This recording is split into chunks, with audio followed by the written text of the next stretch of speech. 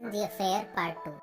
ये कहानी नोआ की है जो अपनी फैमिली के साथ अपने फादर इन लॉ के यहाँ पहुंचा है, पर यहाँ उसकी मुलाकात एक रहस्यमय लड़की एलिसन से हुई है।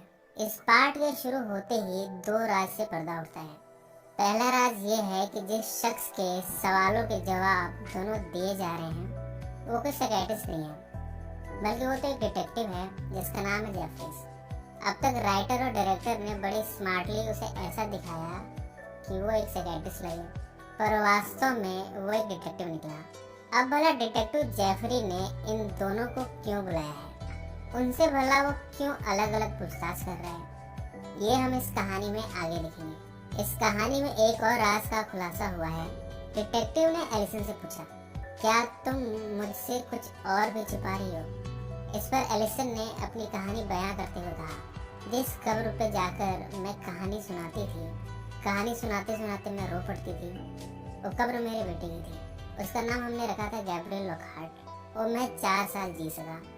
2012 में उसने इस दुनिया को अलविदा कह दिया। अगले सीन में नोआ डिटेक्टिव के पास बैठा है। उसके सवालों का सिलसिला अभी भी जारी है। जेफरीज ने पूछा, तुमने उस रात के बाद जब उसके साथ जबरदस्ती होते हुए देखा जो कि उसका पति कर रहा था, तुमने क्या किया? नोआ ने कहा, मैंने वहाँ से चले जाने का फैसला किया।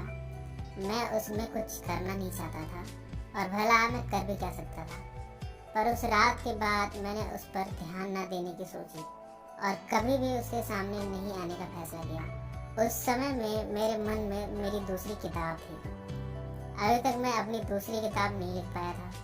मेरे फादर इन लॉ ब्रूस ने तो यहाँ तक कह दिया था कि मैं दूसरी किताब लिख ही नहीं सकता। उनका कहना था कि हर किसी के अंदर एक ही किताब होती है, दूसरी कोई नहीं। पर मैं न सिर्फ उनको गलत साबित करना चाहता था, बल्कि अपने करियर को भी आगे ले जाना चाहता था। इस वजह से मैं बड़े दबाव में था। मैं सुबह जॉगिंग करते हुए उसके घर के सामने से भी गुजरा। मेरे मन में सवाल बार बार उठ रहे थे कि आखिर ये लड़की वास्तव में है कौन, इसकी क्या कहानी है।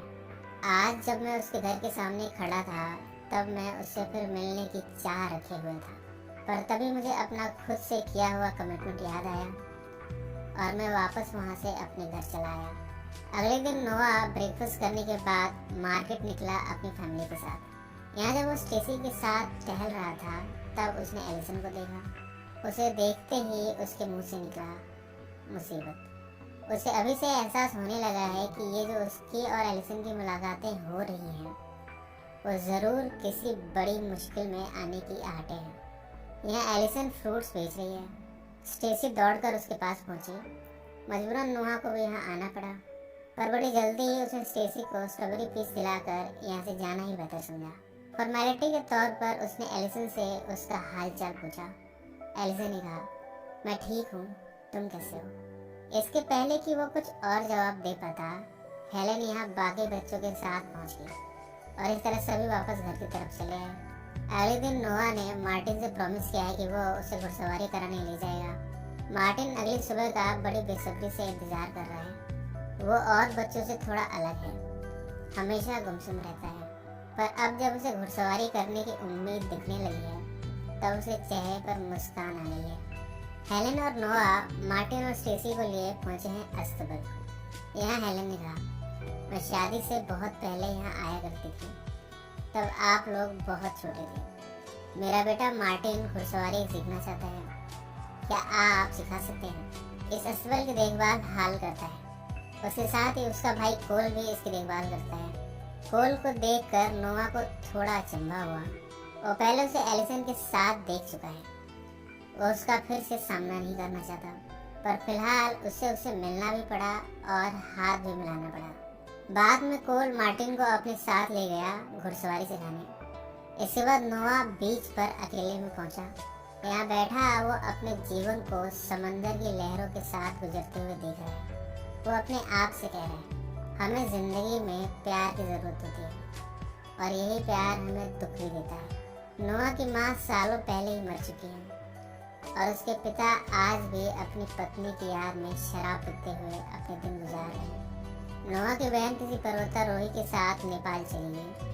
कुल मिला जुला कर नोआ को एक बिखरा हुआ परिवार मिला था। प्यार करने के लिए उसके पास था ही कौन। डिटेक्टिव को अपनी कहानी बयां करते हुए वो कहता है, मेरे पास प्यार करने के लिए कोई नहीं था। मैं बार बार अपने आप से सवाल करता था कि मैं किससे प्यार करूं। इन सब में मेरी मुलाकात हेलन से हुई। उसके पास सब कुछ था, माँ बाप भी। मैंने उसे शादी के लिए प्रपोज किया। इसके बाद उसके पेरेंट्स मुझे यहाँ के सबसे महंगे रेस्टोरेंट में ले गए। ब्रूस यानी मेरे फादर इन लॉ मेरे लिए $200 की वाइन ले आए। शादी वाले दिन हेलन एक राजकुमारी लग रही थी। उसके पास सब कुछ था और मैं एक सामान्य आदमी लग रहा था। फिर भी उसने मुझसे शादी कर ली। अगले दिन हेलन का बर्थडे था। ब्रूस ने इस खुशी में पार्टी ऑर्गेनाइज की है। यहाँ नोआ उदास बैठा है। तभी उसने अपनी बड़ी बेटी विटनी को उसकी सहेली रूबी के साथ देखा। दोनों के कपड़े उसे ठीक नहीं लगे। उसने विटनी को डांटा भी, पर भला उसकी वो कब सुनती है। इस बार भी वो नोआ को इग्नोर करके चली गई। इतने में हेलन भी यहाँ आ गई उसके पास। वो इस समय परेशान लग रही है। जल्दबाजी में वो नोआ का हाथ खींचकर दूसरी तरफ लाई। उसने कहा, वो देखो मारिया यहाँ भी आ गई। मैं चाहती हूँ कि तुम उसे तुरंत यहाँ से निकाल दो। नोआ ने कहा, ये तो वही औरत है जो पियानो टीचर है और जिसके साथ तुम्हारे पिता का रिश्ता था। हेलन ने कहा, कहीं तुमने तो उसे यहाँ नहीं बुलाया। नोआ ने इन सब से इनकार कर दिया। इसके बाद उसने हेलन को गले लगाया और उसे संभालने की कोशिश की। इस पार्टी में एलिसन भी आई हुई है। वो इस पार्टी में एक वेट्रेस के तौर पर है। उसे देखकर नोआ फिर अपने आप को संभालने की कोशिश करने लगा।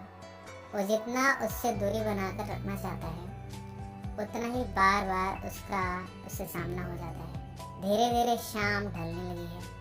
पार्टी में सभी के हाथों में अपनी अपनी ड्रिंक है। ब्रूस अपने दोस्तों से नोआ की मुलाकात करवा रहा है।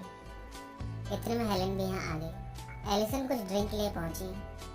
उसके जाते ही ब्रूस ने एलिसन के बारे में कुछ अश्लील शब्द कहे, यहाँ तक कि उसे बाजारों भी कह दिया।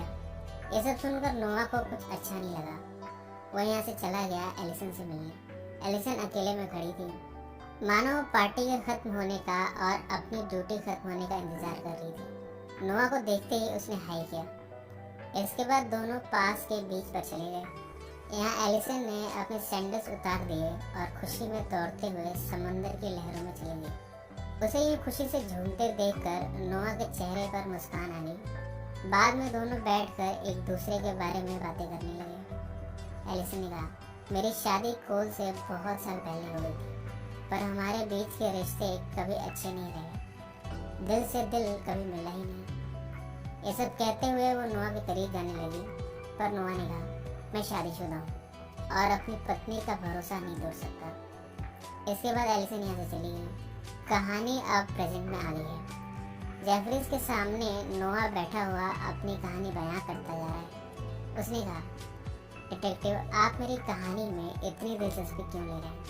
इस पर जेफरीज ने कहा, मुझे तुम्हारी कहानी में कोई दिलचस्पी नहीं है। मैं तो उन लोगों की जानकारी इकट्ठा कर रहा हूँ जो पीड़ित को जानते हैं और कैसे वो एक दूसरे से संबंधित हैं। सिर्फ यही लिंक बनाने की कोशिश कर रहा हूँ।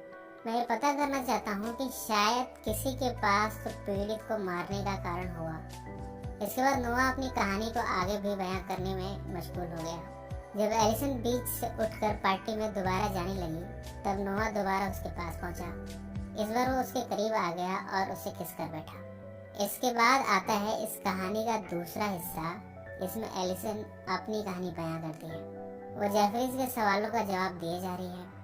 वो अपनी कहानी वहीं से शुरू करती है जहां से नोआ ने शुरू की थी। बस इस कहानी का मुख्य पात्र नोआ की बजाय एलिसन होगी और कहानी अब उसकी नज़रों से बयां होगी। साइकिलिंग करते हुए वो पहुंची है शिप के पास। इसी शिप से जिस रेस्टोरेंट में वो काम करती है, वहाँ के लिए मछलियाँ लाई जाती हैं। अपने कलीग विल से उसने मछलियाँ ली और रेस्टोरेंट में ले गई। यहाँ एक और कलीग कैलब एक बुक पढ़ रहा है। ये बुक दरअसल ब्रूस बटलर यानी नोआ के फादर इन लॉ की लिखी हुई है। इस किताब को देखते ही एलिसन ने कहा, मुझे ये इंसान बिल्कुल भी पसंद नहीं है। जैसे ही वो बाहर निकली, उसने नोआ को उसकी फैमिली के साथ देखा। ये देखकर उसे ईर्ष्या भी हुई और खुशी भी। वो इस कंप्लीट फैमिली में अपने आप को देखना चाहती है, पर वो अपनी किस्मत की लकीरें नहीं बदल सकती। ये बात वो अच्छी तरह जानती है। इसके बाद वो पहुंची ऑस्कर के पास। ऑस्कर इस रेस्टोरेंट का ओनर है। आज वो उससे अपना चेक लेने पहुंची है। चेक तो उसने दिया, पर उसने साथ ही उसे बताया, आज तुम्हें दोपहर से लेकर आधी रात तक ब्रूस बटलर के यहाँ पार्टी में सारा कैटरिंग का काम देखना है। आज उनकी बेटी हेलन का बर्थडे है। हर बार उनके यहाँ पार्टी से केटरिंग का ऑर्डर हमें दिया जाता है और कोई शिकायत नहीं आती। इस बार भी इसका ख्याल रखना। ब्रूस का नाम सुनते ही एलिसन ने इस पार्टी में जाने से इनकार करना चाहा, पर ऑस्कर के आगे उसकी एक न चली और वो इस तरह पार्टी में पहुंची गई। इस पार्टी में उसने कोल के दूसरे भाई स्कॉटी को नोआ की बड़ी बेटी विटनी के साथ जाते देखा। दोनों एक ही कमरे में जाने वाले थे। एलिसन सब समझ गई। वो स्कॉटी को डांटने लगी। तभी यहाँ नोआ भी आ गया और स्कॉटी को यहाँ से जाना पड़ा। इसके बाद दोनों बीच पर पहुंचे जरूर, पर एलिसन की कहानी नोआ की कहानी से थोड़ी अलग है। उसके हिसाब से नोआ ने उसे पहले अप्रोच किया था। बीच पर पहले उसने कहा, आज मैंने तुम्हारे पति कोल को देखा। मुझे यकीन नहीं हो रहा कि ऐसा इंसान भी किसी का पति हो सकता है। इस पर एलिसन ने कहा, शादी का मतलब सबके लिए अलग अलग होता है। मेरे लिए शादी सिर्फ कॉम्प्रोमाइज का नाम है। कभी कभी मुझे लगता है कि कहीं मैं कोल को मार ही ना दूं। इसके बाद नोआ ने अपनी कहानी बयां की। इसके बाद नोआ ने कहा, मेरी शादी कॉलेज से निकलते ही हो गई थी। मेरी प्रेमिका बड़ी खूबसूरत थी। उसे आर्ट में इंटरेस्ट था। रईस थी। मैं भी रईस बनना चाहता था, इसलिए शादी कर ली। पर अगर मुझे टाइम मशीन से पीछे जाने का मौका मिले तो मैं शादी करने से पहले थोड़ा और सोचूंगा। मैंने सुना है कि यूनिवर्स के कॉन्सेप्ट में ऐसा मोड आए जब हम दो में से किसी एक चीज़ को चुनते हैं तो वहाँ एक पैरेलल यूनिवर्स बन जाता है। एक यूनिवर्स में हम अपने पहले फैसले के मुताबिक यूनिवर्स चुनते हैं, जबकि दूसरे यूनिवर्स में दूसरे फैसले के मुताबिक। बातें करते करते नोआ ने एलिसन को स्पर्श किया। इसके बाद दोनों बेहद करीब थे। दोनों एक दूसरे को किस करने लगे। इसके बाद कहानी अब प्रेजेंट में आ गई है।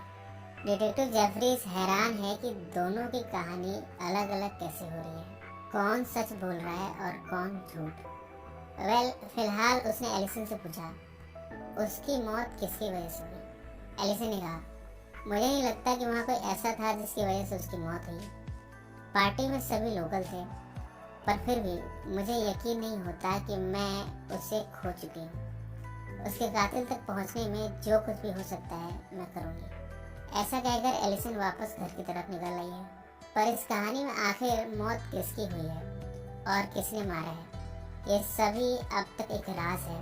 फ्रेंड्स, इसकी कहानी ज़रा लंबी है, इसलिए हमें अलग अलग पार्ट्स में बतानी पड़ेगी। इसके अगले पार्ट की कहानी अगर आप देखना चाहते हैं तो कमेंट्स में मेंशन करें।